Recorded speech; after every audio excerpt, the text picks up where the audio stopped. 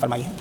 اب جو اس کا آیت نمبر 261 سے لے کر 264 تک کی آیت ہے، اس میں جو پہلی آیت ہے، اس میں اللہ رب العزت نے صدقے کی فضیلت اس طرح بیان فرمائی ہے کہ جس طریقے سے ایک دانہ ہو اور کاشتکار جو کسان ہے اس دانے کو سرسبز و شاداب زمین میں ڈالے اور وہ دانہ اس کو خوب اچھی بارش ملے، خوب اچھی زمین ملے، اور جو کاشتکار کسان ہے وہ بھی سارے اصول سے واقف ہے کہ کیسے کھیتی کی جاتی ہے، تو وہ دانہ ایک بالی بن جاتی ہے،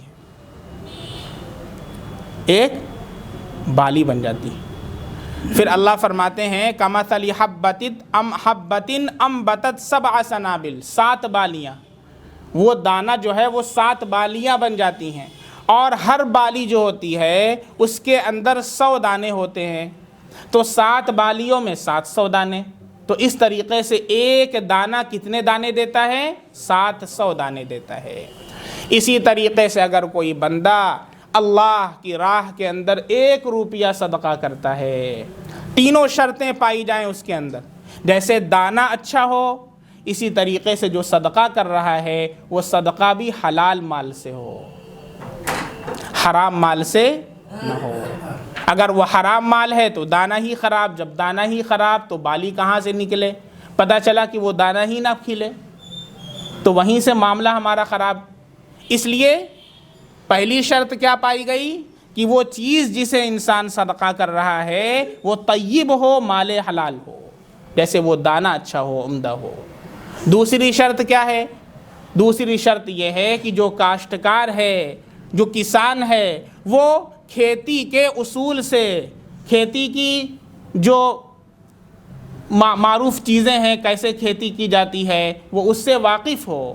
ایسے ہی جو صدقہ کرنے والا ہے وہ ریا سے، نمود سے، شہرت سے خالی ہو کر کے صدقہ کرے اللہ کی رضا کے لیے۔ نمبر 3، دانہ ایسی زمین میں ڈالے جو بنجر نہ ہو، بلکہ سرسبز و شاداب زمین ہو، تبھی تو اس میں سے کھیتی ہوگی۔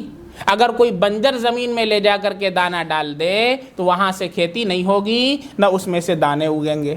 اسی طریقے سے انسان کوئی صدقہ تو کر رہا ہے لیکن صدقہ مصرف میں نہ کرے۔ اللہ رب العزت نے، نبی کریم صلی اللہ علیہ وسلم نے جو مصارف بیان فرمائے ہیں ان مصارف میں صدقہ نہ کرے، بلکہ وہ منمانی طور پر صدقہ کر دے۔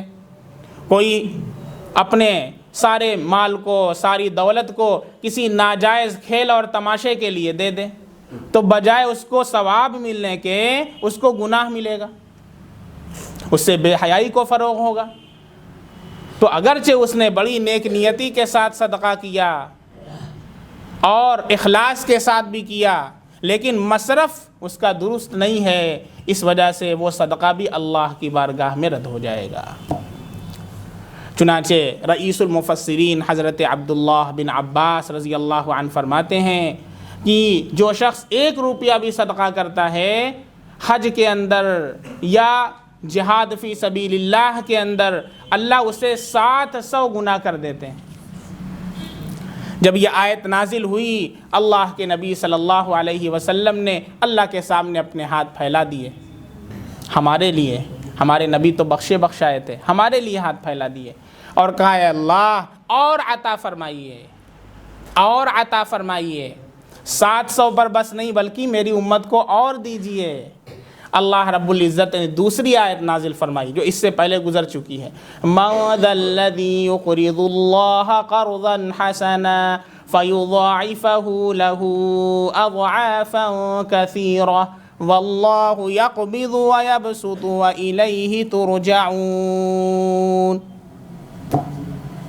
اللہ نے کہا میرے نبی کا ہاتھ اٹھائے، میرے پیارے کا ہاتھ اٹھائے تو خالی جانے نہیں دوں گا۔